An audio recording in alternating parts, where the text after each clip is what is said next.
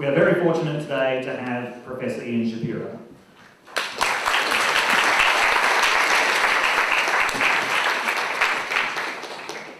Thank you very much. Can everybody hear me? Yeah? You hear me up at the back? Thanks for having me here today. I understand this is a course about America in the world, and that my remit is to talk to you about rethinking containment for the Pacific century. That was the topic I was asked to speak about. And I understand we run until 2:15, is that right? Until, yeah. We run until 2. And so I'll talk for about 45 minutes probably, and then we'll open it up for conversation. Yeah, yeah, is this, silence means consent? Yes. Yeah, okay. So, rethinking containment for the Pacific century. If something's going to be rethought, we should say a little bit about what it was in the first place. Containment in American foreign policy was a doctrine dreamed up by George Kennan at the end of World War II and shaped U.S. policy in Europe for much of the Cold War. I say U.S. policy in Europe because it didn't shape U.S. policy in other parts of the world. For instance, in Southeast Asia, where we became involved in a war in Vietnam, in Iran, where we toppled the elected government in 1953, in much of Latin America, where we again engaged in various proxy wars and so on. So containment was not pursued across the board by the U.S. by any stretch of the imagination, but it was pursued in Europe. In the 1952 general election campaign, the argument was about containment, where actually, ironically, Eisenhower and his future Secretary of Defense, John Foster Dulles, ran against containment. They ran on the policy of rolled back the Soviet Union out of Western Europe. And they won the election. So you might have thought, well, then they would have put that into practice. But in fact, they didn't. In fact, they took up the ideas that had been suggested by George Kennan, who was a bureaucrat in the policy planning staff. And basically what motivated Kennan was the recognition that the U.S. couldn't control the global security environment and was not going to be able to control the global security environment after the Second World War. That the costs of doing that outstripped America's resources. This is as the Cold War was ramping up. And he thought that not only was the U.S. not in a position to control the global security environment, it didn't need to control the global security environment because of two reasons. One is that he thought the Soviet system was inherently dysfunctional and would eventually fall apart if you could just hem them in for long enough.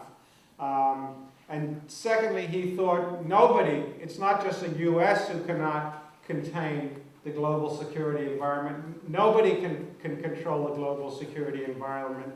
And because the Soviet Union had global ambitions, Kennan thought they would become overextended in Africa and Latin America and so on. So you would get this massively overextended empire running a dysfunctional economic system at home, and all we really had to do was wait. And while we were waiting, the most important thing we could do, and this is to win what in our own generation gets called the battle for hearts and minds, the most important thing that the Allied powers could do would be to create thriving, happy, successful capitalist democracies on the other side of the Iron Curtain, which the populations in Russia and Eastern Europe would see and would want to have for themselves. So that's why Kennan supported the Marshall Plan, and it's why he thought all we had to do was wait. And as I said, this was the policy we pursued in Europe against the Soviets, and Kennan was in the end vindicated. he had been a virulent critic of the Vietnam War precisely because it was an abandonment of the principles of containment for a much more aggressive foreign policy, something much more like rollback, and as a result, he fell out of favor with successive administrations. Well, that was then and this is now. We were talking about a bipolar world with a set piece conflict. The Soviet Union had its weapons pointed at the U.S., and we knew who our adversary was. We knew what we were fighting against. And now we live in a unipolar world with a single hegemon that's vastly more complicated and uncertain, unpredictable. And so you might say, well, what possible, this all made sense during the Cold War, and it worked during the Cold War, but why should we think it has any applicability to the modern world that you all are growing up in now? And that's really what I want to talk to you about today. And so, first of all, let's think about what do the changes mean in the post-Cold War world for thinking about an idea like containment, which really turns on the notion that if you're not in a position to control the global security environment, the next best thing is to create a global security environment that nobody can control. And so this was the idea behind containment, that nobody would be able to control it, and instead you would have cooperative relationships. Now, let's think about some of the ways in which the world we live in is different once we're thinking about a unipolar world that's more complicated and unpredictable. Well, one is that the Cold War, if you think about American interactions with the Soviets during the Cold War, was really, relations were somewhere between negative sum and constant sum. The best outcome was to not have thermonuclear war between the superpowers. And just preserving the status quo was about the best you could hope for. And there were plenty of worse scenarios that might come along.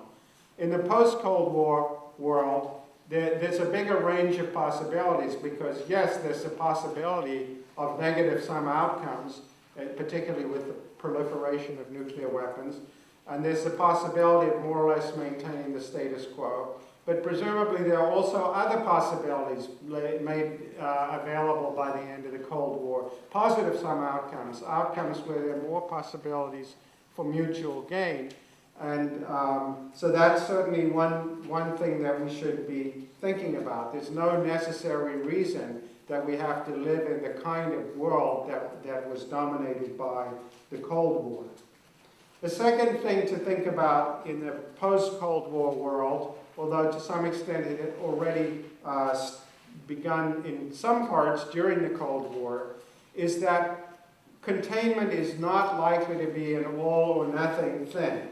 That is, we might think more about the layering of containment and cooperation with countries. Sometimes we have both containment and cooperative policies towards different countries. As I said, this actually started before the end of the Cold War. If you think about Nixon's opening to China, well, Nixon's opening to China was in part of the U.S. strategy of containing the Soviet Union, but it didn't mean that the U.S. didn't think they would also have to contain China. Or if you think about the U.S. policy towards Egypt between 1977 and 2010, there was essentially a lot of cooperation with Egypt. We were giving them $2 billion a year. But we also thought that this is part of our support for Israel's policies in the region of containing aggression to some degree with carrots as well as sticks. Or indeed a country that's now in the news very much, Syria. From the early 1970s until the early 2000s, Syria was part of the containment policy in Lebanon that Israel One of the one-liners in both Tel Aviv and Washington was that the only country capable of stabilizing Lebanon was Syria. And so actually the Syrians were quite cooperative with respect to Israel's and America's agenda in Syria after the debacles of the early 1980s, when Israel had made the ill-advised move to invade Lebanon.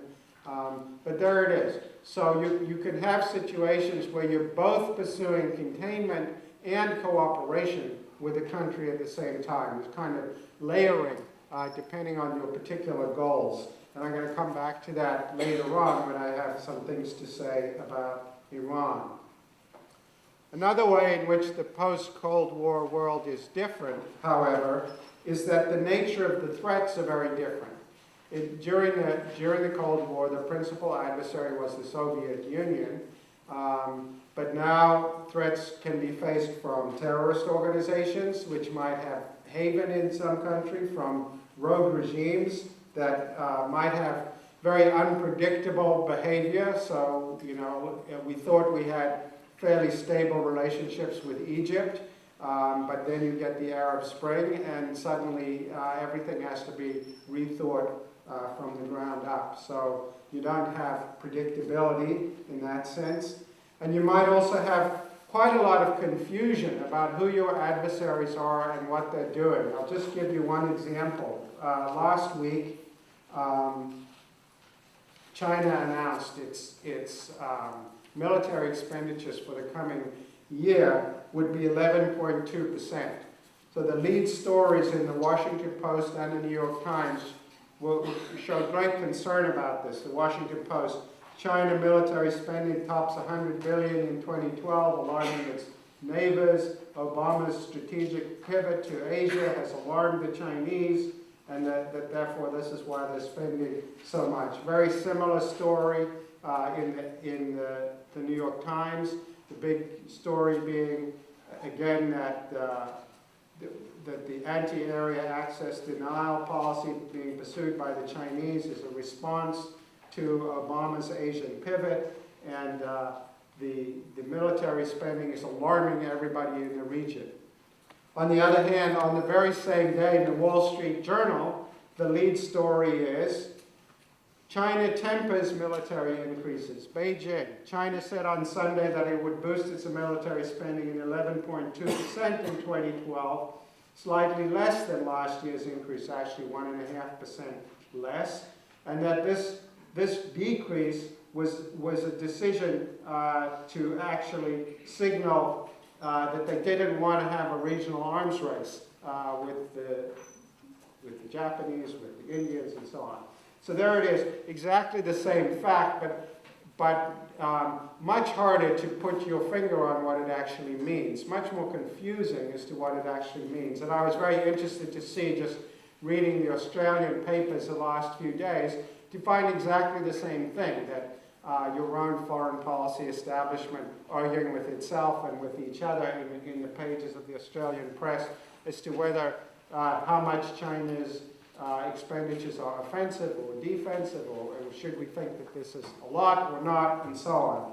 So in addition to adversaries from different places, in addition to changing alliances that mean we don't know what's coming next, in addition to confusion about adversaries, and of course it's not just that we don't know what China's intentions are. It may be that China doesn't know what China's intentions are. It may be that there's disagreement in the Chinese leadership. And it also may be that China's policies with respect to other countries in the region are themselves contingent on what the U.S. does and what other players do. And so it's not that it's unknown, but it may be inherently unknowable at this time. And that's a world of greater uncertainty in which we are living.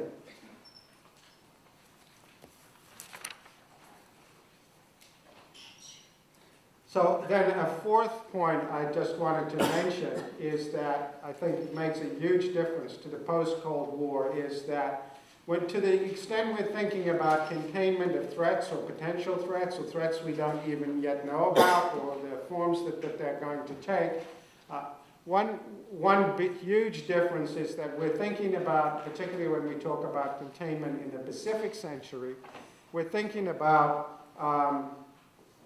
potential for the containment of military threats in a context of economic interdependence. That is, we're thinking about how to deal with China as a potential military adversary, while not only the US, with respect to its reliance on Chinese debt, but many American allies, of course, most importantly, from your point of view, Australia, has a massive amount of economic interdependence with China, trade and mining and so on, that is greatly affected by what's done in the national security area. So we're thinking about the pluses and minuses of containment in a very different world from the Soviet Union, where there was no economic interaction of any sort, and the expectation was their economy was going to go belly up, and that was part of the point of the containment policy. Nobody expects China to go belly up, and everybody expects that there's going to be additional participation by, as a result of globalization, by the Western powers and their allies in the region in the Chinese economic system. So those are all very different features of the world we live in today that weren't there in the Cold War and have to structure what we think about and say about U.S. policy. And so now let me, since this is a course about the U.S. in the world, say a little bit about what I think some of this means for U.S. policy. And I think that one thing it's important to emphasize has not changed. The U.S. still can't control the global security environment. And that's a very important fact, because it means that this idea that if you can't control the global security environment, it's important to create a security environment that nobody can control, still is a valid principle. But it's going to have to be worked out very differently. For one thing, in this context of threats that are unpredictable and threats that move around and aggression that can pop up in places that nobody's expecting it, you have to think about containment on a global basis. And that means two things. It means two things that Kennan had no time for whatsoever. One is operating through international organizations such as the UN, and operating through regional alliances, countries in the region that might face potential threats. And so I would say that the poster child for post-Cold War containment was the US-led action in Iraq in 1991, not to be confused with the US action in Iraq in 2003. The US action in Iraq in 1991 was prompted by Saddam Hussein's invasion of Kuwait. It was authorized by the UN, and it was the result of a massive coalition put together by George Herbert Walker Bush, not George W. Bush, that included every power in the region except Jordan. So the project of containing Saddam Hussein in 1991, as I said, I think is the poster child for post-Cold War containment. And the fact that they didn't try to change the regime would be part of that, because the notion of containment is always you ramp up only sufficient force to contain the threat. And you never ramp up more than you have to ramp up. And so the sort of idea is stop the bully without yourself becoming a bully, not engage in regime change throughout the world. So that's one very important fact, is that containment, to get international legitimacy and to have a chance of being effective, has to operate through people who are affected in the region where the threat arises, and it has to be internationally authorized, because who, after all, appointed the American government to be the policeman of the world if there's not some independent international authorization? But a third point about containment in this kind of environment is to think about ways in which it's possible to make virtue out of necessity. And what I'm thinking about here is what I said to you at the beginning of the lecture about the way in which the world is different. Namely, it's very unpredictable and complicated. It's much, the Cold War, for all the challenges it's presented, was very simple. And we knew where the threats were, we knew who the players were, and we could predict what they're going to do. So now we have this complicated and unpredictable world. Well, how can complexity and unpredictably work for us in trying to reduce the possibility of threats? And in order to think about that problem, I think it's helpful to make a little detour into some game theory. And in particular, the notion of the prisoner's dilemma that is sort of the ABC of game theory. And the prisoner's dilemma is the idea that it's intended to capture the idea that while it's in two parties' interests to cooperate with each other, they both have individual incentives to defect that appear to them to be greater than the incentives to cooperate. And so the dominant strategy for an individual is to defect, and that leaves them both worse off than they would have been had they cooperated. And the famous story here is of two criminals who were accomplices who get caught, and in fact the prosecution doesn't have enough evidence to convict them, but says they separate them and says to each one separately that if you rat out your buddy, you can go free. They both know that if they both refuse to rat out the buddy, they can only be convicted of a very minor offense.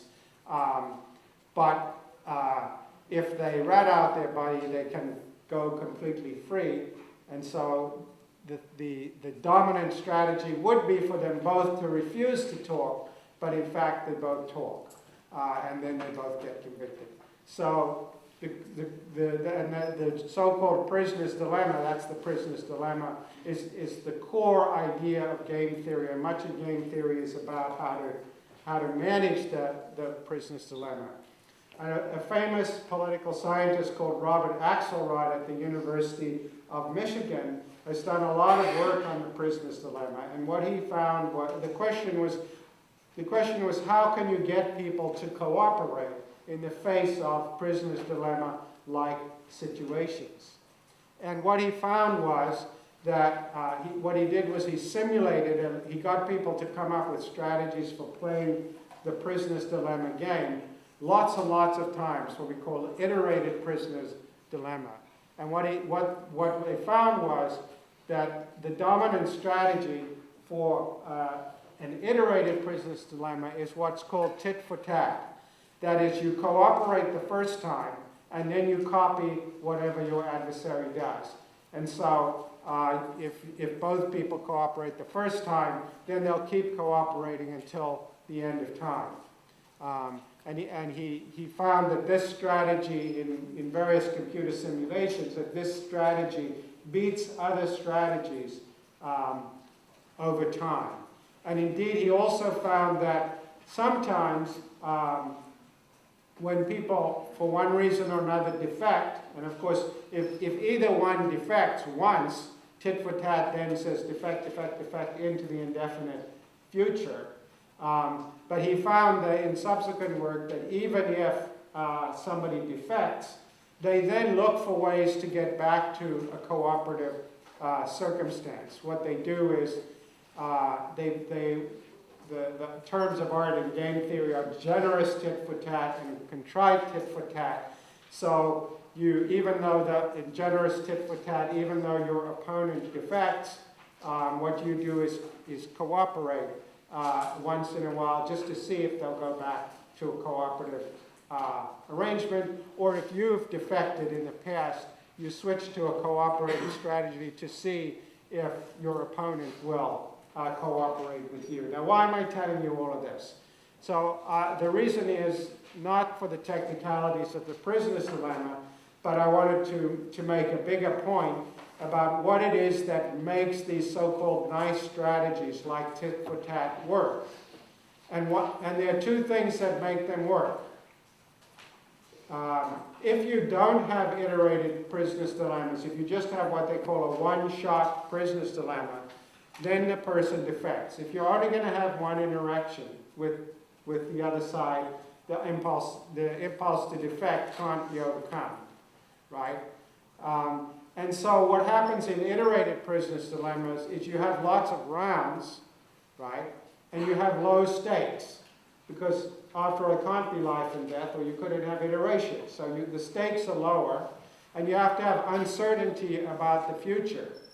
So what game theorists have found, for instance, even if you run it 200 times, which is what Axelrod did in his simulations, as people approach the final round, they're less cooperative.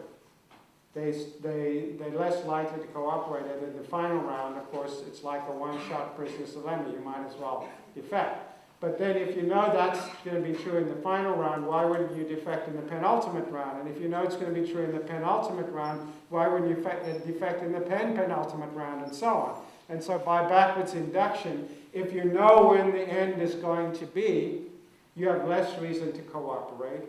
And if you know, if the stakes are very high, you have less reason to cooperate. So, what's the implication of all that for international relations and thinking about containment? The implication of all of that for international relations and thinking about containment is that it's very important in dealing with adversaries and potential adversaries to lower the stakes and to have uncertainty about the future. So, when we think about containing or not containing a country like China, we need to keep in mind that uncertainty about the future could be a good thing, provided the stakes are low. Okay? Uncertainty about the future could be a good thing, provided the stakes are low, because it keeps the players playing, and it keeps them looking for the possibility of cooperative solutions. Moreover, if you keep the stakes low, if it turns out that cooperation fails, it's not the end of the world. So it's a kind of win-win solution, whether people turn out to cooperate or to defect, because the costs of a defection are much lower. And so the implications of all of this for thinking about containment in the post-Cold War world, I think, are that we should avoid high-stakes conflicts. We should think about ways to reduce stakes and to separate out potential conflicts from one another, so it doesn't become part of a mutually reinforcing thing. So what is that? Let's take just, I'll end with this, and then we can open up for discussion. That suggests, I think, at least 4 things, pretty concrete things for thinking about containment in the post-Cold War world, and particularly containment for the Pacific century. One is what I put under the heading of quarterized conflicts and potential conflicts. And so I think this is actually fortuitous, is reflected in the structure of security arrangements in the Pacific since the Second World War, which is that the U.S. has a lot of bilateral security agreements with Japan, with Vietnam, with South Korea. It doesn't have a generalized security agreement. There's not an equivalent of NATO for the Pacific. This is a very good thing, because it means that in the event, say that Japan or India or China Japan or India or Vietnam get into a conflict with China that pulls the U.S. in, it won't pull everybody into this conflict, right? So that's the idea of quarterizing conflicts or potential conflicts, keeping them apart from one another. It's one of the ways in which you keep the stakes down. So the potential spillover effects of a conflagration between, say, China and Japan in the East China Sea or something don't have this, knock-on effect of triggering security agreements across the region in a way that is the case with NATO, where an attack on any one member is an attack on every member. It's exactly what you don't want in the post-Cold War world, and I think it's a fortunate fact that this is the way that security arrangements have developed in the Pacific. I think that's a good thing.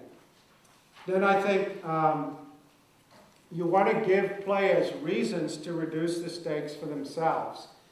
That is, you want all the players to understand that it's a good thing not to have all of their eggs in one basket and to have relatively low, relatively small stakes transactions with one another. This brings me back to the newspaper articles that I was reading out a little while ago, where the U.S.-China relationship is so difficult to read, but at least on one interpretation, the fact that the U.S. is strengthening its ties with many powers surrounding China in the region, such as Vietnam and such as China, and actually giving them all separate security guarantees, at least on some of what I've read, the Chinese actually like this.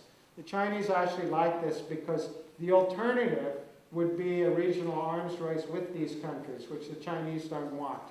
The Chinese want to spend their money on their own economy, not on a regional arms race with Vietnam and with Japan and with Korea and with India.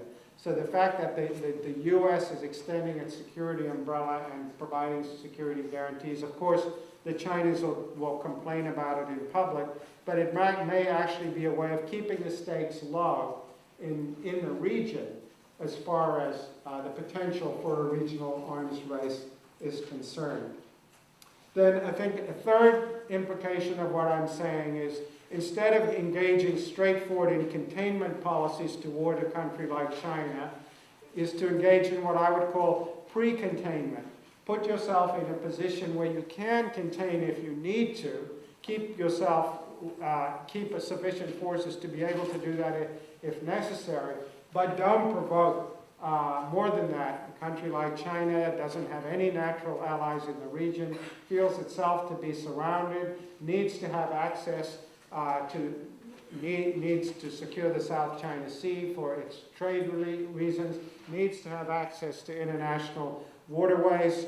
And because we're not trying to throttle China's economy in the way we were trying to throttle the Soviet economy, there's no reason to contain them in a sense that would make them belligerent. And I think to the extent various Australian politicians were made uncomfortable by Obama's speech here last November, reflected their understanding of that. There's no point, you know, another way, I guess Truman's line, you know, talk softly and carry a big stick. Obama was talking too loudly when he came here in November. There's simply no reason to do that. So pre-containment rather than containment. Put yourself in a position where you can act if you need to act, rather than actually sort of crunching down on the vice, so to speak. Then the final implication, I think, and this is also in the spirit of reducing the stakes, is diversify portfolios and commitments. So with respect to the U.S.-China relationship, it shouldn't just be about debt and everything that goes with the Chinese funding the American consumer to buy Chinese goods. They should be looking at other dimensions of the U.S.-China relationship, such as increasing direct foreign investment, increasing access to Chinese markets for American exports, and so on. Diversifying the relationship so that if things go bad in a currency war, there's still other games to play. I mean, that's the notion of low stakes. That's the notion of keeping the players committed. And so I think that the lesson of Axelrod that I've been sort of spinning out here for the last 15 minutes is make virtue out of the necessity of a more complicated and unpredictable world by lowering the stakes in ways that give people incentives to stay with the process and not let conflicts escalate unnecessarily. Why don't I stop there and we can open it up?